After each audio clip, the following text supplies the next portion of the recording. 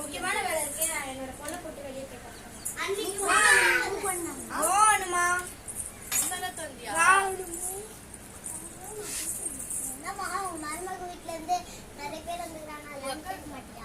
கேட்டு கெட்ட பேர் வாங்கத்தை விட கேட்காமலே நல்ல பேர் வாங்கிட்டு போயிடலாம்.